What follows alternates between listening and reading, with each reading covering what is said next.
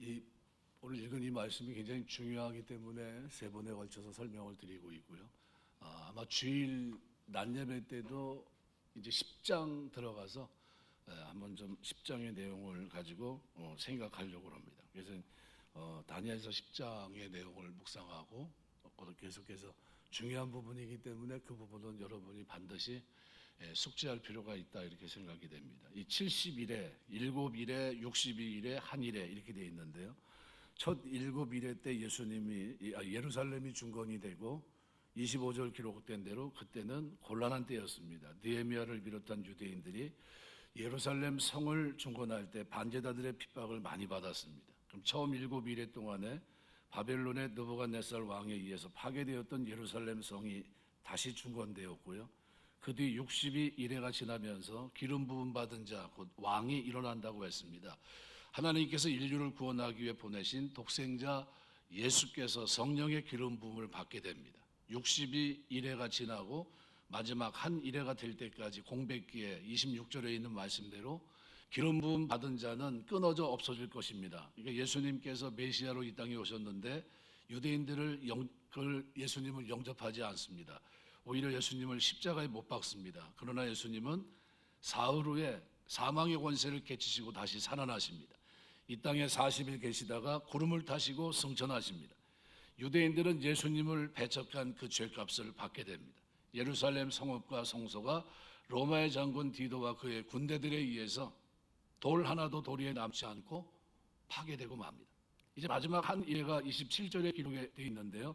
세 가지로 오늘 본문 내용입니다. 세 가지로 설명이 됩니다. 그가 장차 많은 사람으로 더불어 한 일회 동안의 언약을 굳게 정하겠고, 여기에서의 그는 작은 뿔의 실체인 적그리스도를 의미합니다. 그래서 적그리스도가 나타나서 많은 유대인들과 더불어서 한 일회 곧 77년 동안의 언약을 굳게 정하게 된다는 겁니다. 그가 그 일의 절반의 제사와 예물을 금지할 것이며 3년 반이 지나고 나면 적그리스도는 언약을 파기하고 유대인들을 핍박하게 됩니다. 그래서 이 해석은 크게 두 가지로 되어 있다고 그랬습니다. 이 성경 해석은 세대주의 관점에서 해석하는 것과 그리고 우리 개혁주의가 지향하고 있는 해석 방법이 판이하게 다르다 하는 걸 여러분이 기억하셔야 됩니다. 또 포악하여 가정한 것이 날개를 의지하여 설 것이고, 그러니까 적그리스도가 마치 자신을 하나님처럼 높이게 된다는 뜻입니다. 결국은 이미 정한 종말까지 진노가 황폐하게 하는 자에게 쏟아지게 하겠다. 결국은 적그리스도는 심판을 받게 됩니다. 그것으로 세상이 끝나게 되는 거죠. 그래서 이 말씀들을 여러분이 꼭 기억하셔야 되는데, 왜냐하면 이 부분들이 너무나 중요하기 때문입니다. 첫째 사건이 적그리스도와 유대인 사이에 언약이 맺어지는데, 그는 장차 많은 사람으로 더불어, 그라고 하는 것은 마지막 한 일회 동안에 나타날 적그리스도로 보통 해석을 합니다. 장차 많은 사람으로 더불어 70일의 예언은 24절에 있는 말씀대로 유대인들에게 해당되는 겁니다. 그래서 지금 대다수의 그 목사님들이 해석을 하면서 세대주의 관점에서 이 부분을 많이 해석을 하거든요. 그래서 막 들을 때 막 뒤죽박죽이 돼서 굉장히 헷갈릴 수 있고 혼동이 될 가능성이 많습니다. 이 본문에서 이 많은 사람은 유대인을 가리킵니다. 이 한 일회 동안의 언약을 굳게 정하겠고, 또 8장 23절에 보면 이 네 나라 마지막 때 반역자들이 가득할 즈음에 한 왕이 일어나리니 그 얼굴은 뻔뻔하며 속임수에 능하며, 이게 적그리스도의 그림자가 되는 안티오코스 에피파네스에 대한 겁니다. 이 거짓이 많은 사람이었습니다. 그는 예루살렘을 공격할 때도 미리 조약을 체결했고, 그리고 난 뒤에 유대인들이 안심하고 있을 때 기습을 합니다. 그래서 10만에 가까운 유대인들을 죽였고, 사망에 이르는 유대인들은 대부분 노예로 팔아먹어요. 그래서 한 4만 명은 또 노예로 팔고 10만은 죽이고, 그러니까 적그리스도와 똑같은 일을 이제 마지막 때 이제 행하게 되는데, 개혁주의에서는 적그리스도가 이미 특정이 되어 있습니다. 교황입니다. 교황이 그 일을 할 거다. 그래서 그런 거죠. 그래서 적그리스도는 자기의 본색을 드러낼 것인데, 그런데 그것이 두 번째 일어날 일입니다. 그가 그 일의 절반에, 그러니까 유대인들은 3년 반 동안 종교의 자유를 누리면서 살게 될 것이지만, 그러나 그것은 폭풍전야의 평온함일 뿐입니다. 그 일의 절반이 되면 마각을 드러냅니다. 제사와 예물을 금지할 것이며 마지막 세 번째 일어날 일은 또 포악하여 가증한 것이 날개를 의지하여 설 것이며, 이 가증한 것은 우상이나 이방 신상을 의미합니다. 그러니까 적그리스도는 마치 자기가 하나님인 것처럼 행세를 하면서 사람들의 숭배를 받으려고 할 겁니다. 그래서 데살로니가후서 2장 3절 4절 기록에 보면 누가 어떻게 하여도 너희가 미혹되지 말라. 먼저 배교하는 일이 있고 저 불법의 사람과 멸망의 아들이 나타나기 전에는 그날이 이르지 아니하리니 그랬습니다. 또 27절 보면 포악하여 가증한 것이 날개를 의지하여 설 것이며, 느부갓네살 왕이 신상을 만들고 사람으로 하여금 그 앞에 절하도록 만든 것과 같습니다. 어떤 사람은 교회 지붕 위에 십자가가 있듯이 장차 적그리스도가 성전 꼭대기에 날개가 달린 자기 모양의 신상을 만들어 놓고 천하 모든 사람들로 하여금 그 앞에 엎드려 절하도록 할 것이다, 이런 추측을 하기도 합니다. 예수님은 그래서 이 사건에 대해서 말씀하셨는데 마태복음 24장의 기록입니다. 15절부터 17절에 보면 그러므로 너희가 선지자 다니엘이 말한 바 멸망에 가증한 것이 거룩한 곳에 선 것을 보거든 읽는 자는 깨달을진저 그때 유대에 있는 자들은 산으로 도망할지어다. 지붕 위에 있는 자는 집 안에 있는 물건을 가지러 내려가지 말며 그랬습니다. 3년 6개월이 끝나고 나면 예수님은 구름을 타고 다시 오십니다. 그래서 마태복음 24장 29절부터 31절 보면 그날 환란 후에 즉시 해가 어두워지며 달이 빛을 내지 않으면 별들이 하늘에서 떨어지며 하늘의 권능들이 흔들리리라. 그때 인자의 징조가 하늘에서 보이겠고 그때 땅의 모든 족속들이 통곡하며 그들의 인자가 구름을 타고 능력과 큰 영광으로 오는 것을 보리라.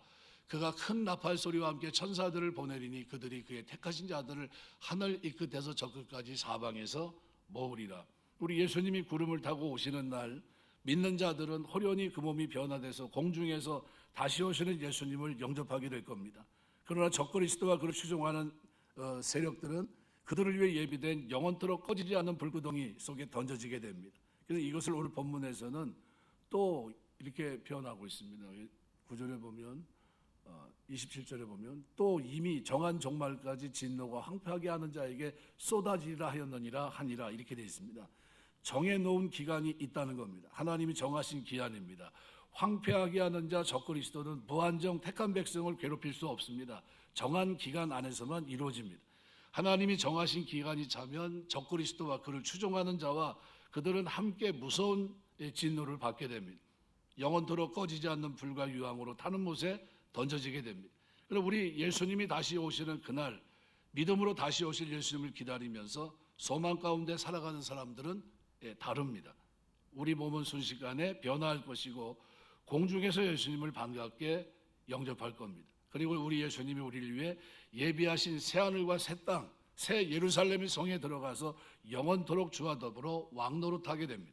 데살로니가전서 4장 13절부터 18절을 보시면 같이 한번 읽겠습니다. 형제들아, 자는 자들의 관은 너희가 알지 못함을 우리가 원하지 아니하노니 이는 소망 없는 다른 이와 같이 슬퍼하지 않게 하려 함이라. 우리가 예수께서 죽으셨다가 다시 살아나심을 믿을진대 이와 같이 예수 안에서 자는 자들도 하나님이 그와 함께 데리고 오시리라. 우리가 주의 말씀으로 너희에게 이것을 말하노니 주께서 강림하실 때까지 우리 살아남아 있는 자도 자는 자보다 결코 앞서지 못하리라. 주께서 호령과 천사자의 소리와 하나님의 나팔 소리로 친히 하늘로부터 강림하시리니 그리스도 안에서 죽은 자들이 먼저 일어나고 그 후에 우리 살아남은 자들도 그들과 함께 구름 속으로 끌려올려 공중에서 주를 영접하게 하시리니 그리하여 우리가 항상 주와 함께 있으리라. 그러므로 이러한 말로 서로 위로하라 그랬습니다. 자, 오늘 제가 이제 대략적으로 세대주의 관점에서, 그리고 우리는 개혁주의 관점, 우리 장로교는 개혁주의 관점에서 있기 때문에요. 그래서 세대의 역사적으로 이렇게 문자적으로 해석하는 그것과 이미 이 사건은 이루어진 사건입니다. 그래서 이 부분을 제가 이제 조금 자세하게 좀 설명을 드리면서 우리가 기도 제목을 삼으려고 합니다. 첫째 기간에 이 기름 부음 받은 왕, 그리스도가 올 때까지 7일에 동안 성읍이 재건되는데요. 그리고 두 번째 기간이 62일에 434년이 지나게 되는데 62일의 후에는 기름 부음 받은 왕이 끊어집니다. 바로 예수 그리스도죠. 이는 메시아가 십자가에 죽으심으로 예루살렘과 헤어지는 것을 말합니다. 그래서 마태복음 23장에 보시면 37절부터 39절에 이렇게 말합니다. 예루살렘아 예루살렘아 선자들 죽이고 내게 파송된 자들을 돌로 치는 자야 암탉이 그 새끼를 날개 아래 모은 같이 내가 내 자녀를 모류한 일이 몇 번이더냐. 그러나 너희가 원하지 아니하였도다. 보라 너희 집이 황폐하여 버림받으리라. 내가 너희에게 이르노니 이제부터 너희는 찬송하리로다. 주의 이름으로 오시는 이 할 때까지 나를 보지 못하리라 하시니라. 다시 오실 때까지 주님을 보지 못합니다. 다니엘이 본 환상은 예수님의 십자가에서 이루어졌습니다. 완성이 된 겁니다. 그래서 장차 한 왕이 백성이 와서 성읍과 성소를 무너뜨릴 것이다 그랬는데 예수님이 십자가 죽음 이후에 한 왕이 와서 예루살렘 성과 성소를 파괴합니다. 그래서 26절을 보시면 26절 기록에 보면 성경 한번 볼까요? 예순도 이래 후에 기름 부음을 받은 자가 끊어져 없어질 것이며 장차 한 왕의 백성이 와서 그 성읍과 성소를 무너뜨리려니와 그의 마지막은 홍수에 휩쓸림 같을 것이며 또 끝까지 전쟁이 있으니 황폐할 것이 작정되었느니라. 이 일은 예수님이 십자가에 죽으시고 부활하신 후 예루살렘에서 일어나게 되는데 헤롯이 중건한 성전이 도리에 돌 하나도 남김없이 무너집니다. 7년간 헤롯이 성전을 짓죠. 그런데 그것이 무너져요. 그런데 이것은 장차 로마의 황제가 되는 티투스, 그러니까 디도, 로마의 장군 디도에 의해서 무너집니다. 그러니까 AD 70년 디도 장군에 의해서 예루살렘을 황폐하게 하고 헤롯 성전이 파괴가 됩니다. 그러면서 다니엘 예언이 성취가 되는 겁니다. 그래서 마태복음 24장 15절 기록대로 그러므로 너희가 선지자 다니엘이 말한 바 멸망에 가증한 것이 거룩한 곳에 선 것을 보거든 이렇게 얘기합니다. 읽는 자는 깨달을진저. 그러니까 다니엘이 보았던 멸망에 가증한 것은 디도에 의한 예루살렘 성과 성전의 파괴였습니다. 그래서 그런 후에 그리스도께서 많은 사람과 더불어 한 이래 동안 언약을 굳게 맺습니다. 27절 상반절의 말씀인데요. 그가 장차 많은 사람과 더불어 한 이래 동안 언약을 굳게 맺고, 그러니까 이 내용은 예수님께서 마지막 성찬에서 하신 말씀으로 성취가 됩니다. 그래서 여기서 세대주의와 그리고 우리 개혁주의가 말하는 그가 저쪽에서는 적그리스도로 이쪽에서는 그리스도로 얘기합니다. 이거 완전히 달라요.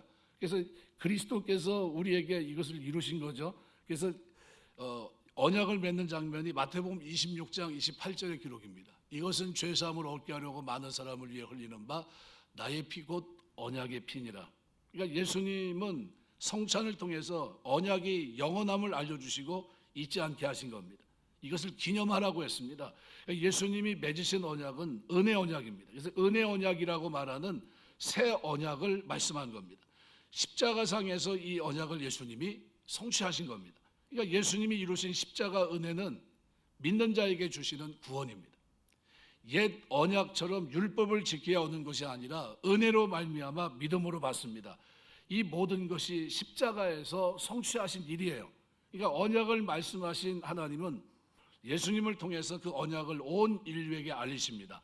이걸 우리는 복음이라 복된 소식. 그리고 이방 땅 오늘 우리에게까지 그 언약이 알려진 겁니다. 이 복음을 통해서.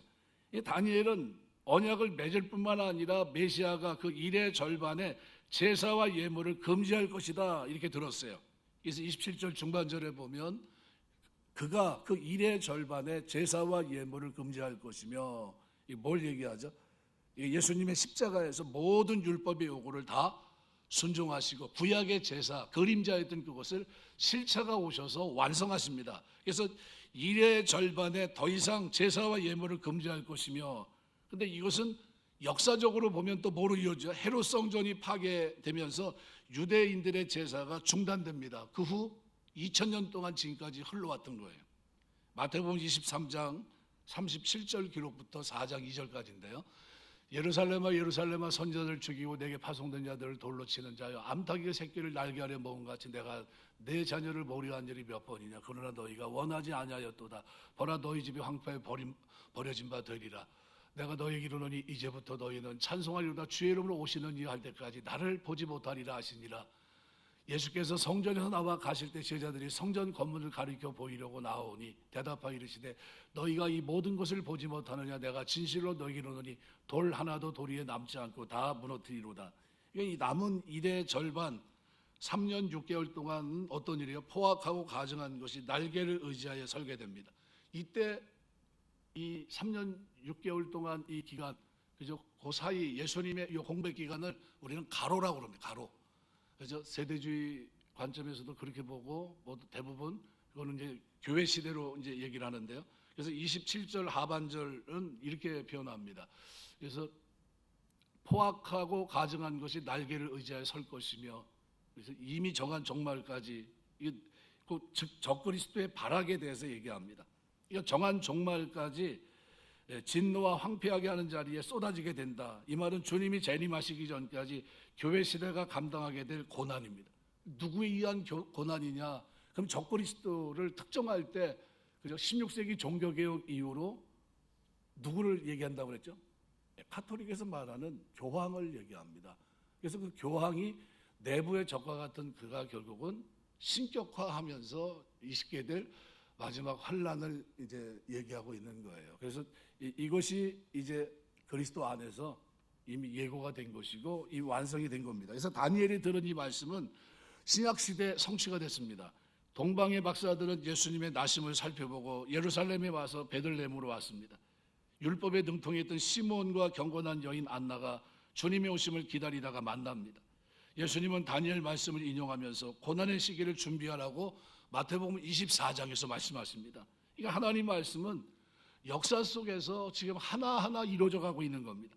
우리가 왜 말씀을 붙들고 살아야 되느냐? 그 이유는 믿음의 길을 간다는 것은 약속의 말씀을 확신하는 겁니다.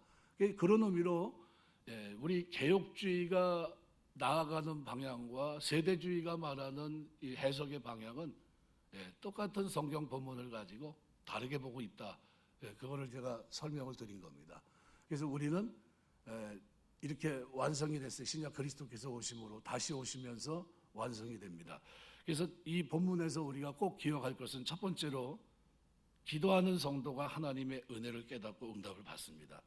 다니엘이 예레미야서를 읽고 깨달아 금식하고 하나님의 뜻이 이루어지기를 기도했습니다. 그런 다니엘에게 하나님은 말씀의 성취뿐만 아니라 종말의 영광도 보여주셨습니다. 기도하는 자는 하나님의 뜻을 아는 영광을 누립니다. 이 모습은 예수님을 알아봤던 시므온과 안나에게서도 알 수 있습니다. 구약 성경이 예수님의 오심에 대해 말씀하셨지만 그때가 언제인지는 알 수 없었습니다. 그런데 다니엘을 통해서 그 기간을 알려주십니다. 바로 70일에 490년이에요. 그러니까 그리스도의 오심이 가까이 오고 있음을 알았고 준비할 수 있었던 거죠. 그래서 이 대표적인 사람이 시므온과 안나, 누가복음 2장 25절부터 38절에 기록이 되어 있는데요. 이 말씀에 의지해서 기도했던 두 사람이 성령께서 역사하시면서 이 땅에 오신 예수님, 아기 예수를 만나게 되죠. 능쿠 디미티스 그러면서 주제여 이제 제가 눈을 감을 수 있게 됐습니다 하면서 내려놓는 장면이죠. 그러니까 예수님의 오심을 맞이했고 찬양과 경배를 드립니다. 다니엘에게 알려주셨던 그날이 임했던 거죠. 그래서 기도하는 성도는 하나님의 은혜를 깨닫고 반드시 응답을 받습니다. 두 번째는 성도는 종말 신앙으로 오늘을 살아야 됩니다. 다니엘은 이스라엘의 회복되는 가까운 미래를 기대하며 기도했습니다. 근데 하나님은 가까운 미래뿐만 아니라 종말의 모습을 알려준 겁니다. 그래서 기절을 했던 거예요. 인류의 죄를 해결하고 짐승의 피로 제사를 드려야 되는 불완전한 삶이 사라지는 것을 보여준 겁니다. 말씀이 육신이 돼서 인류 가운데 오신 예수님께서 그 모든 문제를 해결해 주실 것으로 보았습니다. 사람을 괴롭혔던 문제가 해결됩니다. 그리고 완전한 나라를 소망했던 기도가 해결이 됩니다. 바로 하나님의 나라가 완성되는 것을 그가 보게 됐던 거죠. 그 나라의 영광은 시간 문제이지 반드시 성취가 됩니다. 그래서 성취됨을 앞서 역사의 흐름을 통해서 확인시켜줬던 겁니다. 그래서 기독교는 성경이라는 역사적인 실체를 가지고 있는 계시 종교입니다. 그 계시는 계시한 대로 이루어집니다. 아브라함에게 언약을 맺으신 하나님은 때가 되면 어떻게 해요? 그 일을 반드시 이루십니다. 하나님의 말씀을 통해서 역사 가운데 그 누구도 알 수 없고 깨달을 수 없는 역사의 실존을 하나님은 누구에게요? 다니엘에게 알려주신 겁니다. 많은 이들이 에스겔과 다니엘 역사성을 무시하고자 했지만 무너뜨릴 수 없었습니다. 왜요? 그대로 진행이 됐으니까. 그래서 오늘을 살지만 우리는 종말을 바라봐야 되고요. 하늘을 바라봐야 됩니다. 우리의 본향은 이 땅이 아니에요. 이제는 영원한 본향을 바라보고 있는 겁니다. 마지막으로 예수 그리스도의 구속은 역사 속에서 약속되었고 성취됐습니다. 그래서 지난 시간 설명을 드리면서 허물이 그치고 죄가 끝나고 죄악이 용서되고 영원한 의가 드러납니다. 이게 그리스도께서 이 땅에 오셔서 하신 일입니다. 창조 세계를 괴롭혔던 죄가 끝나고 죄악이 용서되는 날이 옵니다. 영원한 의가 드러나는 날이 옵니다. 하나님 나라에 들어갈 수 있는 영광이 주어집니다. 매년 드리던 제사도 타락했기 때문에 소망이 없습니다. 그래서 성전을 파괴함으로 포로기 동안은 성전 제사도 없었습니다. 소망이 없는 것이 인간의 모습이에요. 갈 길이 없어요. 전혀 방법이 없습니다. 이스라엘이 회복하여 가장 애를 쓴 것이 있다면 성전과 성전 복구입니다. 그리고 헤롯이 36년 동안 성전을 지어요. 성전 제사의 복구였습니다. 하지만 디도에 의해서 성전은 완전히 파괴가 됩니다. 아론 계열의 제사장도 사라졌습니다. 더 이상 죄 문제를 해결하는 제사가 드려지지 않습니다. 그런데 하나님은 다니엘을 통하여 소망의 빛을 보여줍니다. 허물이 그치고 죄가 끝나고 죄악이 용서되고 영원한 의가 드러나는 일, 바로 메시아 곧 예수 그리스도입니다. 그리스도가 오셔서 죄 문제를 해결하심을 약속하십니다. 다니엘서가 보여주는 위대한 증거는 바로 예수 그리스도였던 겁니다. 그래서 모든 역사가 다 예수 그리스도를 준비합니다. 이것이 다니엘서의 핵심이에요. 그래서 히브리서 7장 27절은 이렇게 말씀합니다. 같이 읽겠습니다. 그가 저 대제사장들의 먼저 자기 죄를 위하여 다음에 백성의 죄를 위하여 날마다 제사 드리는 것과 같이 할 필요가 없으니 이는 그가 단번에 자기를 드려 이루셨습니다.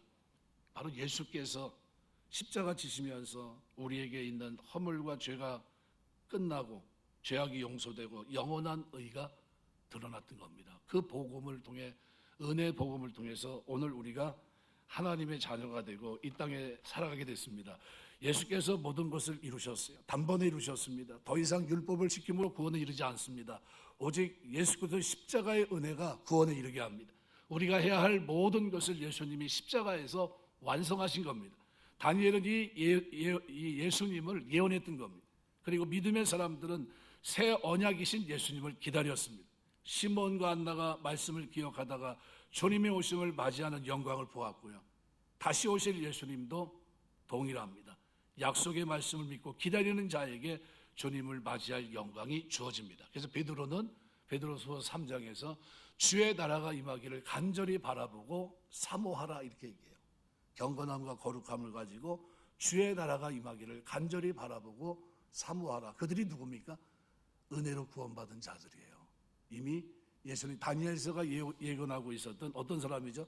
허물이 그치고 죄가 끝나고 죄악이 용서되고 영원한 의가 드러난 그 혜택을 받은 은혜의 복음을 받아들이고 구원받은 사람들입니다.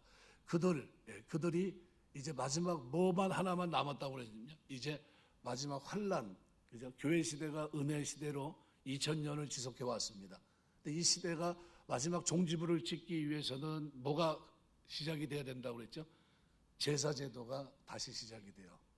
그리고 멸망에 가증한 것이 누구의 예표죠? 안티오코스 에피파네스와 같이 신격화하는 일이 일어날 겁니다. 그 대상은 이미 정해졌어요. 누구죠? 교황입니다. 근데 그 일을 공식적으로 취임하듯이 그것을 이제 세계 평화를 도모하면서 그 일을 진행할 겁니다. 그것이 우리가 마지막 남기고 있는 역사의 한 일이에요. 그것이 시작이 되면서 어떻게 되죠? 이제 환난 가운데 있는 오늘 우리 가운데 마지막 주님이 재림하시는 겁니다. 그래서 성경학자들 대부분이 참 죄송한 얘기지만 요즘 아이들 많이 태어나고 우리 예서도 이제 태어났는데 30년 안에 주님 오실 거다 이렇게까지 얘기를 해요. 우리 연수를 정하는 게 아니라요. 그 정도로 우리가 사는 시대가 주님 오셔도 할 말이 없는 주님 오셔야 됩니다 하는 그 시대에 우리가 살고 있다는 거예요. 그래서 70일이라고 하는 것은 이미 그리스도께서 이루신 겁니다. 이루셨어요. 완성하신 겁니다. 그래서 그분이 이 모든 것을 완성하셨기 때문에 그래서 이미 우리는 뭐죠? 이제 그 구원의 은혜 속에 있어요. 은혜의 복음을 받아들이고 영광의 주님의 다시 오심을 기다리고 있습니다. 약속의 성취를 바라보고 있는 거죠. 그런데 마지막은 뭐가 있다고요? 바로 적그리스도가 등장해서 3년 반 동안 이와 같은 환난 큰 박해가 있을 거다. 그래도 우리가 그때도 흔들리지 말고 배도하지 않고 타협하지 않을 이유는 뭐죠? 하나님이 우리에게 주시는 나라, 하나님의 나라는 영원한 나라예요. 잠깐 동안의 나라가 아니라요. 이것은 영원토록 다스리는 나라입니다. 거기에서 우리가 왕노릇하게 돼요. 이것이 성경이 말씀하고 있는 바입니다. 말씀을 맺겠습니다. 그래서 다니엘서의 이 기록은 너무나 중요합니다. 세대주의 관점에서 보는 시각은 성경을 문자적으로 해석하면서 뭐 이제 아직 이제 이루어지지 않은 것처럼 얘기를 하고 있지만 이미 우리 개혁주의 입장에서는 이미 이루셨고, 그리고 칼빈이나 루터나 쯔붕길리나 다 종교개혁을 일으켰던 그들은 공이 누가 적그리스도로 보고 있냐면 바로 교황을 지목하고 있습니다. 누가 한 사람이라도 거기서 벗어난 사람이 없어요. 똑같이 그를 지목합니다. 그래서 이미 정해진 틀 속에서 이 길 걸어가고 지금 뭐만 남은 거죠? 이 복음이 모든 민족에게 증거된 후에 그제야 끝이 오는 겁니다. 모든 민족은 누구죠? 이제 다시 유대인들에게 복음이 들어가고 있어요. 그리고 성전 제사가 회복이 되고, 그러면서 그들이 뭐가 될까요? 이제 저들이 믿지 않았던 그리스도를 영접하고 받아들인 일이 이제 생기게 됩니다. 그러면서 이제 환란이 있게 되고, 그리고 이제 심판이 있게 돼요. 그때 그래서 좀 메가더 같은 사람은 역사적 전천연설을 얘기합니다. 환란 전에 하나님이 먼저 우리를 부르실 거다, 뭐 이렇게 얘기하기도 있고요. 또 무천연설 주장하는 사람도 있고, 후천연설을 얘기하는 사람도 있고 그렇습니다. 뭐가 됐든 중요한 거는 뭐죠? 주님이 이루셨다는 거예요. 이루셨다. 그래서 이루신 이 믿음 속에 우리가 살면서 살아가는 동안 우리가 종말론적인 신앙을 가지고 이미 약속이 성취됐다는 사실을 믿고요. 기도하는 성도는 하나님의 은혜를 깨닫고 그리고 반드시 응답을 받는다. 그래서 여러분이 이제 내일도 이제 내일 이제 주일날 이제 생각을 하게 될 텐데요. 다니엘이 꿈을 꾸는데 어려서부터 꿈을 꾼 게 아니잖아요. 그 환상은 언제쯤 꿨을까요? 나이 먹어서 꿉니다. 나이 먹어서. 쉽게 말하면 무슨 얘기냐면 60대가 돼서 60 나이가 지나서 그때부터 꿈을 여러 차례 꿔요. 그러니까 지금 느부갓네살의 꿈을 해몽해 주는 것과 그리고 마지막 때에 되어질 일들을 꾸는 거는 다르죠. 근데 아무나 꿈을 꿉니까? 아무나 꿈을 꾸지 못하죠. 우리가 아는 대로 게하시가 하나님의 군대 엘리사를 통해서, 엘리사는 보란과 불말과 불경고를 통해서 하나님의 군대가 지금 지키고 있는 걸 보라고 했는데 두려워 떨고 있는 그에게 눈을 열어 보게 했거든요. 어떤 사람에게 하나님이 은혜 주시죠? 기도하고 하나님의 은혜 속에서 깊이 뿌리박고 오랫동안 하나님과 바른 관계를 맺은 그들에게 하나님이 비전을 보여주신 거예요. 환상을 통해 알게 하신 거고, 게하시는 잠깐 눈을 열어 봤을 뿐입니다. 대부분 신앙생활하면서 언제가 여러분의 신앙의 정점이 돼야 되냐면요, 나이가 들어가면서, 연세가 들어가시면서 그때가 신앙의 정점이에요. 그때가 제대로 기도할 수 있는 때고요. 여러분이 젊어서보다도 더 나이가 들어서입니다. 이리 잊지 마세요. 언제까지 쓰임 받았죠? 다니엘이 마지막 꿈 환상 그것이 이루어지는 것은 85세가 넘어서예요. 사도 요한은 몇 세죠? 밤모섬에서 꿈을 꿨을 때, 환상을 봤을 때요, 90세입니다. 사도 바울을 하나님 부름 받을 때 주변이 다 깨닫지 못했잖아요. 그뿐만 아니라 스데반이 눈이 열려서 하늘에 주님을 바라볼 때 대부분의 사람들은 똑같은 자리에 있었지만 돌을 던지고 있는 그들은 봤습니까? 보지 못했어요. 하지만 누군 보이죠? 스데반의 눈에는 영광의 주님을 봤단 말이에요. 뭐 때문이죠? 그가 하나님과 관계 속에서 깊은 교제 속에 있다는 것을 보여줍니다.